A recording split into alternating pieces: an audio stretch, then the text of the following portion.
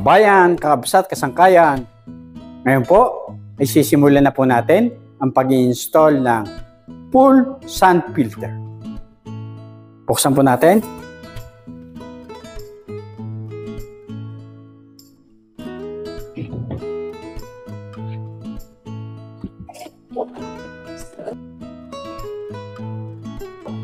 Ito po ang filter.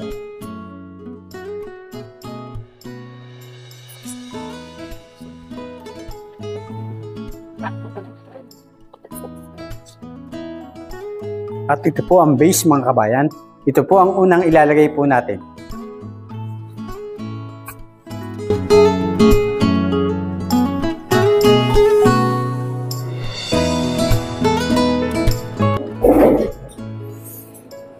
Pwesto po natin pa ganyan.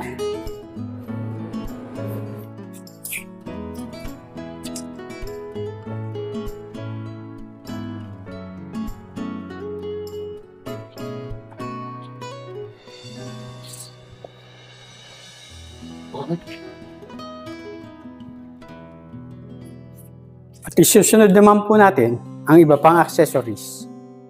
Alin po natin, install po natin.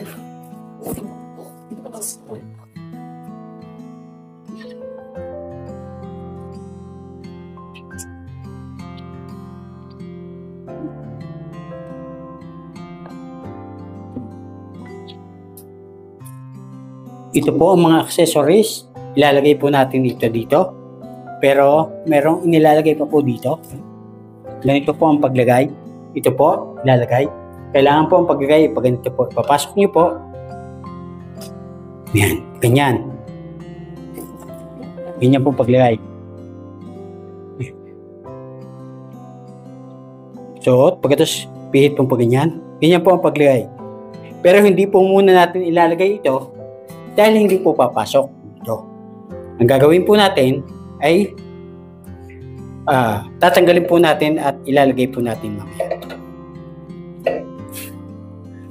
Ang paglagay po naman dito po ay may slot po sa loob na inyong susundin.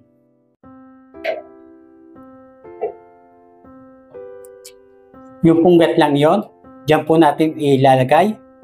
Yung parang bukol na yun po, yung dalawa. Dyan po natin itatapat ang gatlang ito. Dyan. Para po, hindi po siya gagalaw.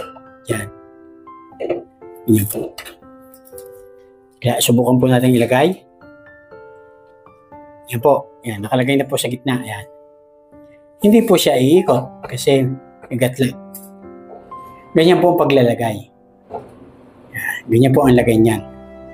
Pero ang gagawin po muna natin ay ilagay po muna natin ang mga lateral. Hindi po ang paglagay. Ito po. Yan po. Ilalagay, papasok po dito. Ito po, papasok. Kailangan maglalak po.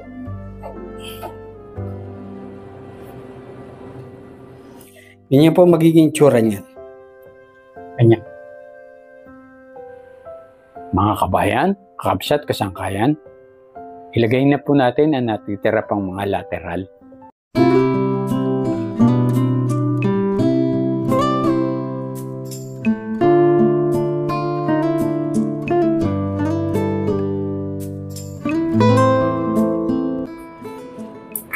Ganun po ang itsura niya, kabayan. Yan.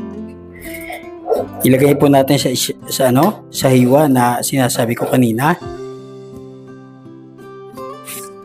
Ngayon po, lalagyan po natin ng takip. Ito pong ilalagay natin takip para po malagyan po natin ng buhangin.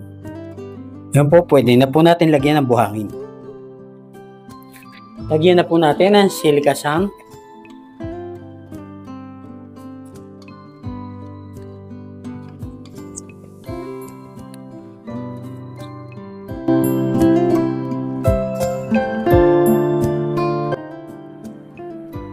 Yan po, 75% na po ang laman ng silica sand. Nag-iwan po tayo ng 25% para sa water gap.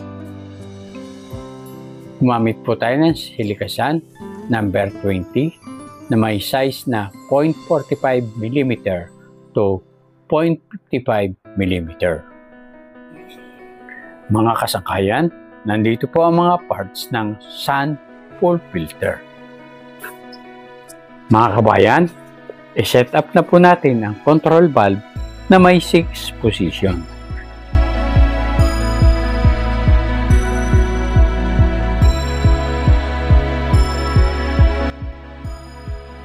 Dito po ang waistline kung saan po dumadaan ang tubig kapag ka po tayo ay nagbabakwas. At ito naman po ang tubo na discharge ng motor pump papunta sa filter.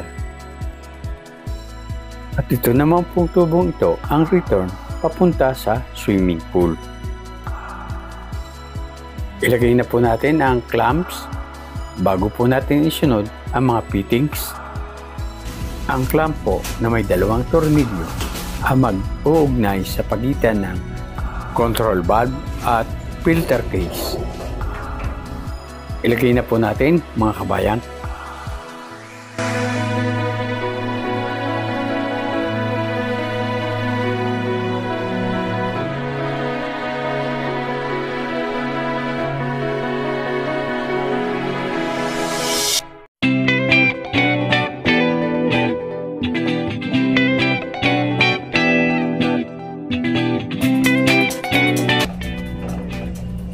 Yan po mga kabayan, nilagay na po natin ang clamp sa pagitan ng control valve at filter cage.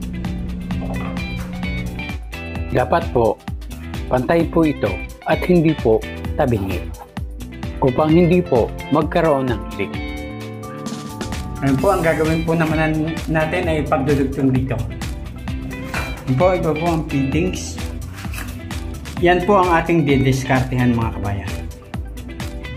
Kasi po, hindi po sila magkatulad ng thread noong lumang control valve.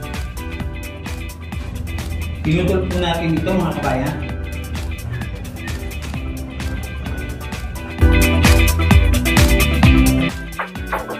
Dapat po huwag niyo pong kakalimutan ng o-ring. Lagyan po natin ng kaunting solvent para po dumikit at hindi malaglag. Lagyan po natin ng kaunting solvent ang ating o-ring upang hindi po siya mawala sa pwesto. Ilalagay po natin. Ikit na po agad natin para hindi siya mawala sa pwesto.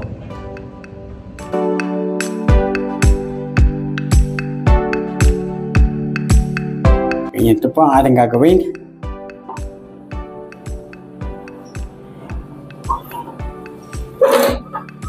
Pagkatapos po, puputulin po natin dito at magpo-coupling tayo dito. Subukan po natin mga kabayan. Ito po ang DDoS. Subukin po natin kung ito. Yan. DDoS. Ang problema po, maluwag. Mas maliit po ito kaysa sa sisingaw po. Ano? Maluwag. Hindi po pwede ito.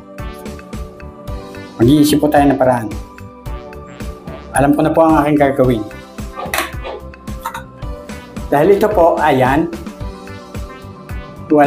hindi po pwede sa coupling na ito. Ang gagawin po natin dito ay iinitin po natin ito at ito po ang ipapasok natin dito. Ito. Iinitin po natin ng heat gun at ito ang ipapasok po natin pag ganyan. Yan po ang ating gagawin. Dahil ito po ay hindi pwede. Dahil maluwag po. Maluwag. Yan. Ganun po ang ating gagawin. Samahan niyo po ako kabayan upang gawin po. Simulan na po nating palambutin ang blue pipe upang maging isang coupling.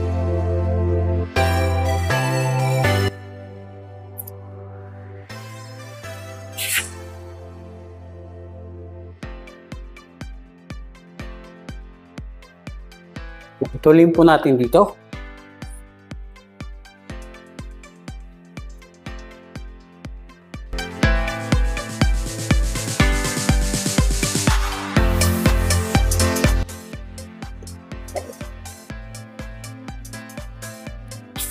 Lalagyan po natin ito ng coupling. Ganyan. Unahin po muna nating ilagay ang return pipe bago po natin isunod ang mas malaking tubo na galing sa pumps. Lagyan po natin ng solvent kung saan po natin ilalagay ang coupling na may size na 1.5.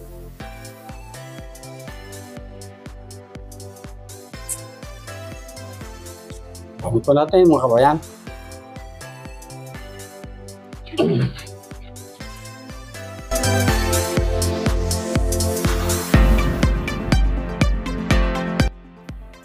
Ngayon po ay handa naman po natin ang didos na tubo papunta sa motor pump.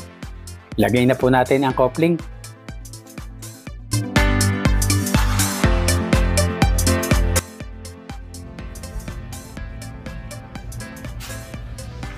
Higpitan na po natin mga kabayan ang didos sa tubo.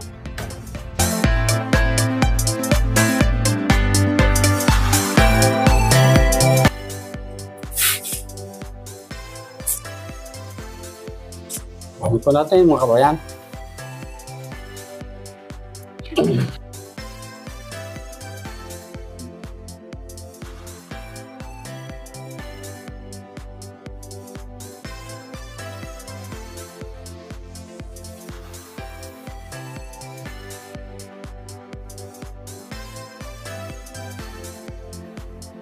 Ngayon po ay isunod na po natin ang didos sa tubo na papunta sa motor pump.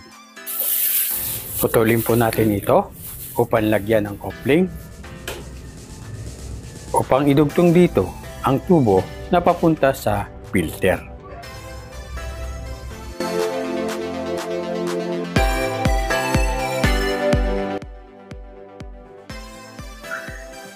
Lagyan na po natin ang coupling. Ngayon po mga kabayan ay dugtong na po natin ang tubo na papunta sa filter. Sa tubo na galing naman sa motor pump.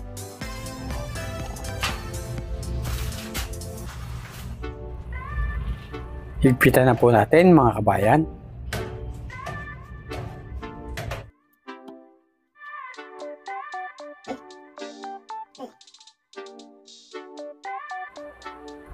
Ang kamay po ay sapat na upang higpitan ito.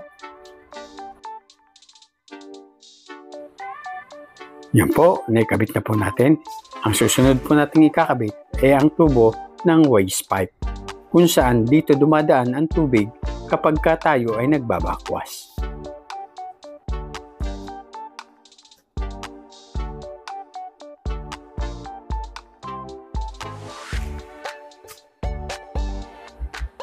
Ngayon po mga kabayan, ay kakabit na po natin ang waste pipe. Pagdudugtungin po natin ang dalawang tubong ito.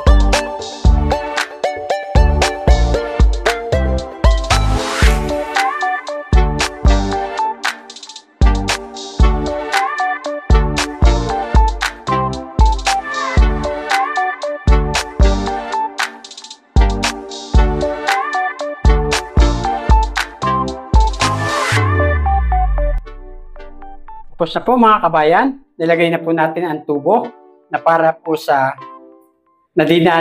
nadinadaanan kapag magbabakwas. Ito po dumadaan ng tubig kapag po tayo ay nagbabakwas.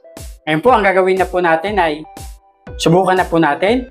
Ang una po natin gagawin at pinaka-importante pong gagawin na huwag magkakamali ay ang malimutang may naka-close na valve.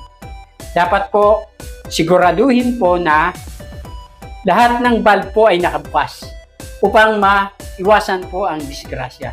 Pwede pong sumabog ito kapag naiwanan nyo po na o nakalimutan nyo na nakasarado ang kanyang discharge. Yung papunta po sa swimming pool. Pwede pong sumabog ito. Pwede pong madamage ang filter. Pumutok ang mga tubong ito.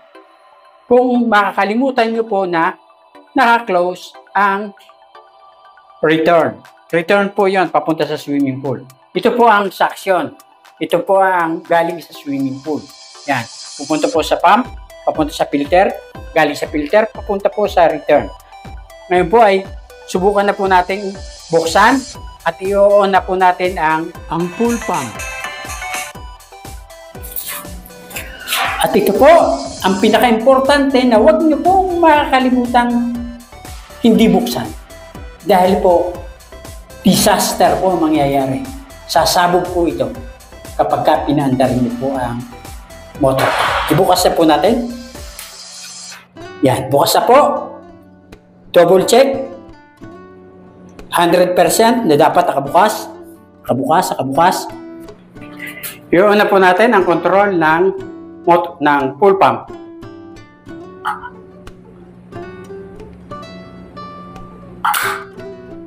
Yan po, puntahan po natin ang swimming pool. Po.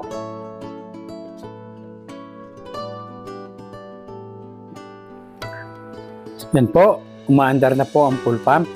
Hahayaan po nating umandar ang full pump hanggang sa luminaw po ang tubig. Kasama ng chemicals na muriatic acid at chlorine.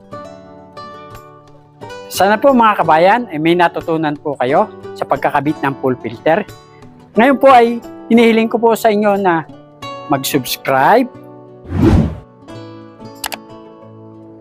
pindutin ang notification bell,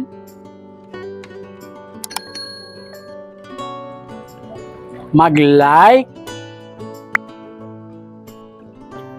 mag-comment, at i-share.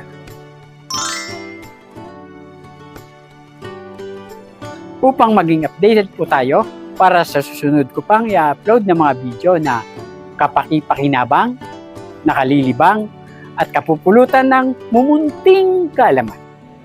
Maraming salamat po sa inyong panonood. Hanggang sa muli! Bye-bye!